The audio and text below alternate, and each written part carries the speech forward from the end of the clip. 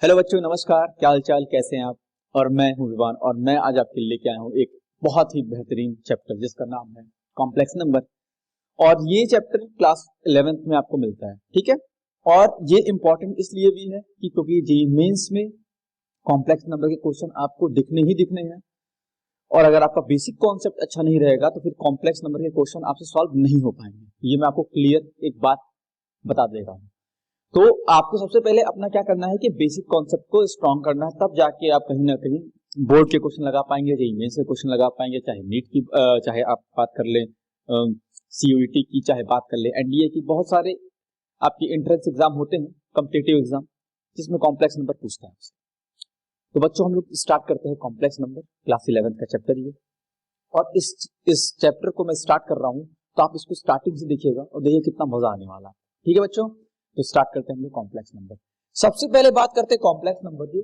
तो मैं आपको एक चीज बता दूं कि कॉम्प्लेक्स नंबर जो होता है बेटा, वो दो चीजों से मिलकर बना होता है। एक होता है आपका रियल नंबर, और प्लस क्या होता है बेटा आपका इमेजिनरी नंबर। इमेजिनरी नंबर एक ये सबसे स्टार्टिंग वाला कॉन्सेप्ट है कि कॉम्प्लेक्स नंबर आपका दो नंबर से मिलकर बना होता है। एक आपका होता है रियल और एक होता है इमेजिनरी। कह सकते हैं रियल पार्ट और फिर इमेजिनरी पार्ट। ठीक है बच्चों, तो रियल पार्ट के बारे में तो आप अक्सर पढ़ते हुए आए ही हैं क्लास 10th में, क्लास 9 में। रियल नंबर आपने पढ़ा ही है क्लास 10th में, ठीक है।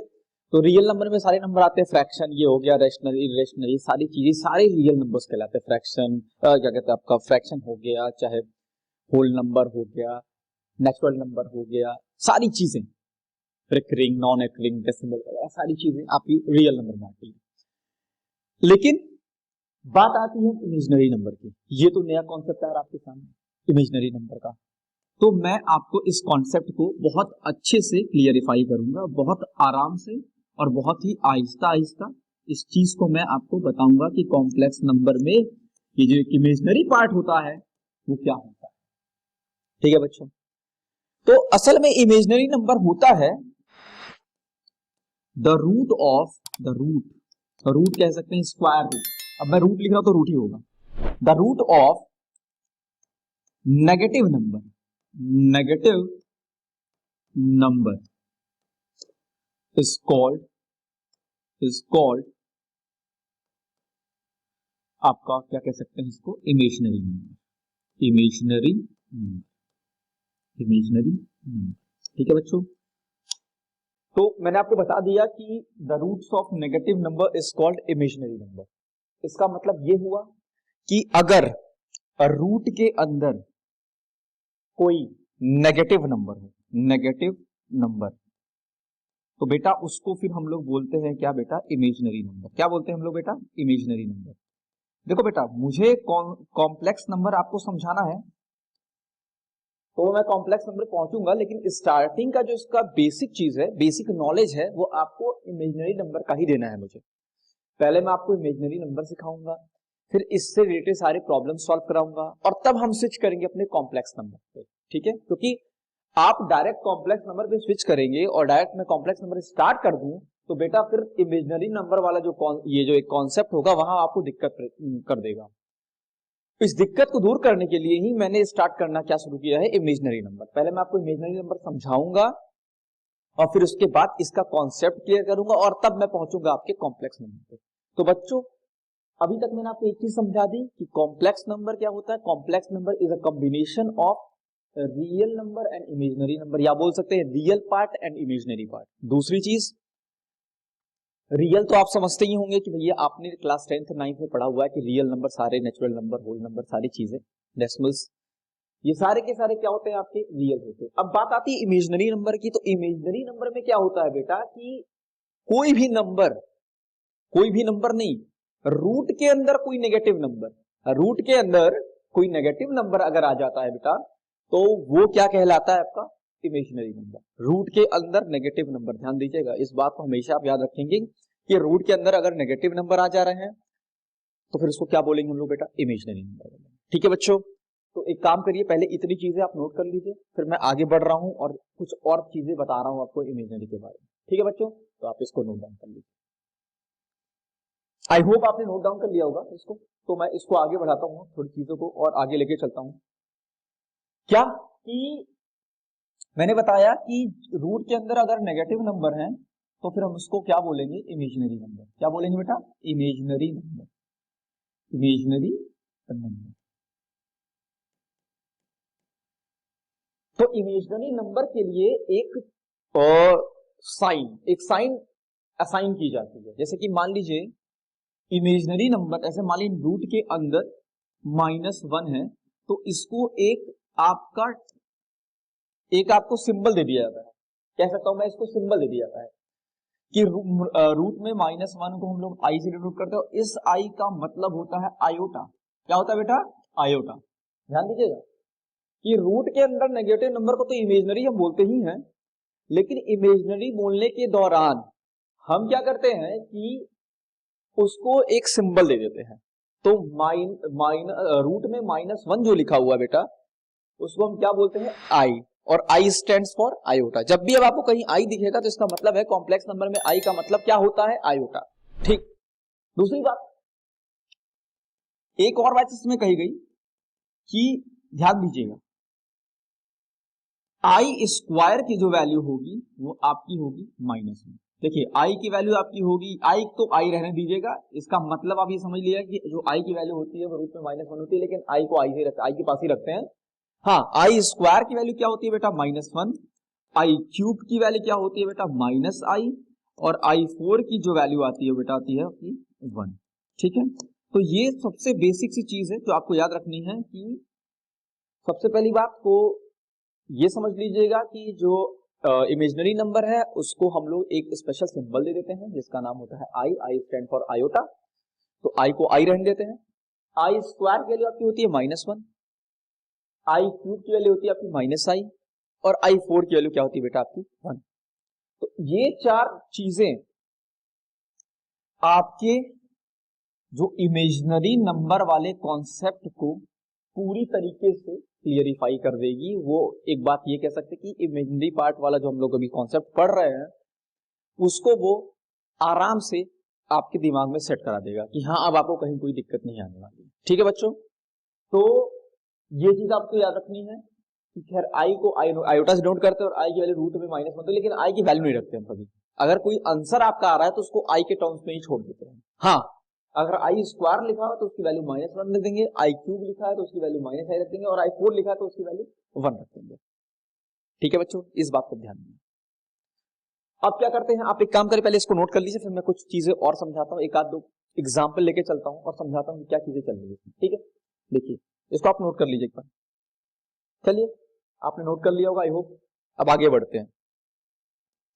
जैसे आपको पता चल चुका है कि आई होता है, आई स्क्वायर की वैल्यू -1 होती है, आई क्यूब की वैल्यू -i होती है, i4 की वैल्यू 1 होती है। तो अब थोड़ा सा मैं और आगे बढ़ता हूं। अब मैं बात करता हूं आपसे ये कि अगर मान लीजिए आपके पास i18 दे दिया, i18, और आपसे इसकी वैल्यू पूछ रहा हूं, अब क्या होगा, अब क्या दिक्कत आ गई?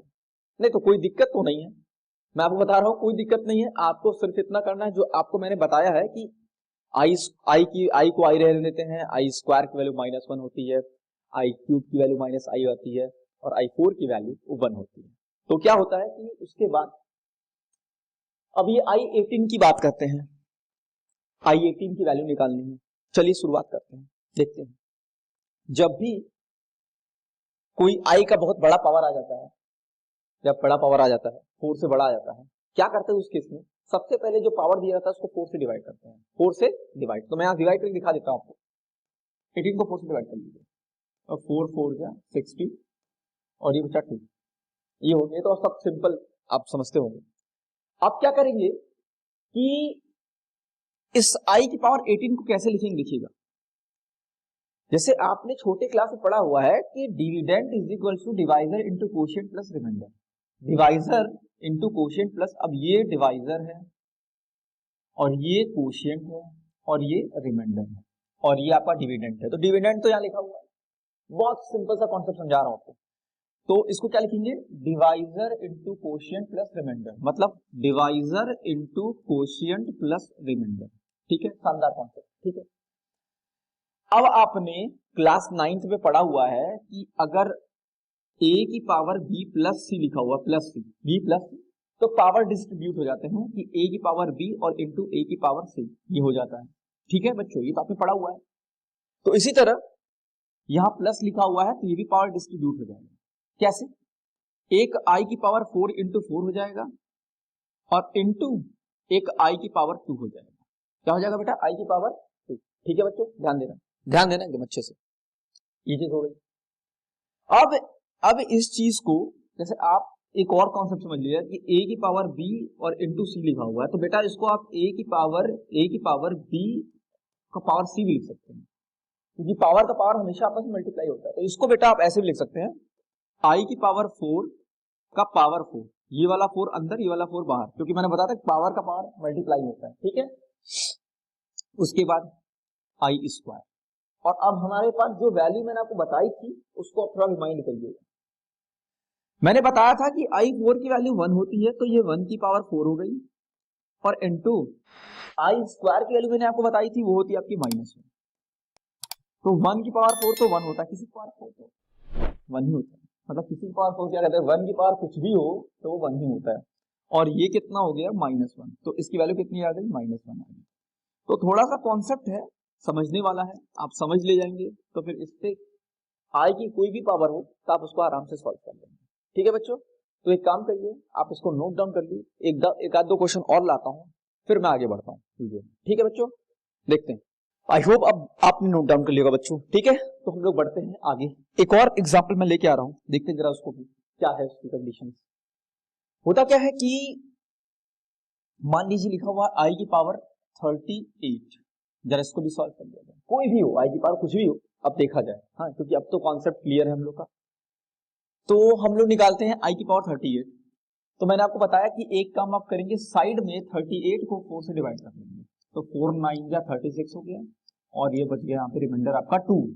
ठीक है बच्चों, अब क्या होगा?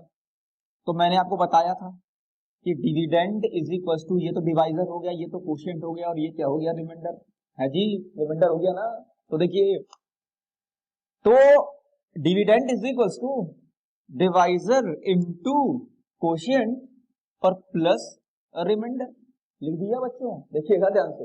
हाँ, अब मैंने बोला था कि आपको एक कॉन्सेप्ट समझाया था ना, मैंने क्या समझाया था कि a की पावर b प्लस सी क्या होता है? a की पावर b और इंटू a की पावर c, पावर डिस्ट्रीब्यूट हो जाता है, क्लास 9th में पढ़ा होगा आपने। हाँ, तो देखते हैं, i की पावर 4 इंटू 6, और ये प्लस वाला टालो, i की पावर 2 लिख दो, डिस्ट्रीब्यूट हो गया। एक और कॉन्सेप्ट था क्या, a की पावर b इंटू सी को क्या लिख सकते हो? a की power b by power c। ठीक है, हाँ, लिख सकते हो ना। देखो फिर क्या होता है, फिर 4 की पावर क्या लिख लो, इसको 6 लिख लो, और इंटू i का स्क्वायर। और भाई साहब मैंने कॉन्सेप्ट समझाया था आपको, क्या i की पावर 4 कितनी होती है? 1 की पावर 6, और i स्क्वायर की वैल्यू कितनी होती है? -1। तो स्टार्ट करते हैं, 1 का पावर कुछ भी हो वो 1 ही कहलाता है, और इंटू क्या है बेटा? -1। तो कितना आंसर आ गया बेटा? -1। This is the final answer. देखिए कितना मजा आ गया सॉल्व करने में, हैं? अब तो आपका कॉन्सेप्ट क्लियर हो गया होगा, एकदम मैं समझ सकता हूँ ये चीज, एकदम कॉन्सेप्ट आपके दिमाग में सेट हो गया होगा। हाँ, समझ रहे हैं ना बच्चों? तो ऐसे करके आप क्या कर सकते हैं, i की पावर कोई भी बहुत बड़ी वैल्यू हो, आप उसकी वैल्यू फाइंड कर सकते हैं। जैसे कि मैं आपको 2-4 एग्जांपल दे देता हूं, आप उसको सॉल्व करके उसका आंसर आप कमेंट सेक्शन में जरूर भेजिएगा। ठीक है, तो एक आध दो मैं लिख देता हूं, एक लिख देता हूं i की पावर 47, और दूसरा लिख देता हूं i की पावर 43, और तीसरा भी लिख लीजिए i की पावर 52। तो ये 3 क्वेश्चन आप सॉल्व करिएगा और कमेंट सेक्शन में मुझे जरूर लिख के भेजिएगा। और मेरी आपसे गुजारिश है कि आप मेरे साथ जुड़े रहिएगा कॉम्प्लेक्स नंबर के हर एक वीडियो में, जितने वीडियो मैं आपके लिए लाने वाला हूं। और मैं पक्का आपको प्रॉमिस करता हूं कि आपको board, JEE mains, CUET, NDA कहीं पे भी कोई दिक्कत नहीं आएगी। आप हमारे साथ जुड़े रहिएगा और ऐसे ही हमें सपोर्ट करते रहिए, हमें लाइक करते रहिए, हमें सब्सक्राइब करते रहिए, हमें शेयर करते रहिए। ठीक है, तो बच्चों आज का ये मैं वीडियो यहीं पे एंड करने जा रहा हूं और मिलता हूं मैं आपसे नेक्स्ट वीडियो में कुछ और कॉन्सेप्ट के साथ कॉम्प्लेक्स नंबर के। तो मिलते हैं हम आपसे अगले वीडियो में। Thank you, bye bye, take care, have a great day.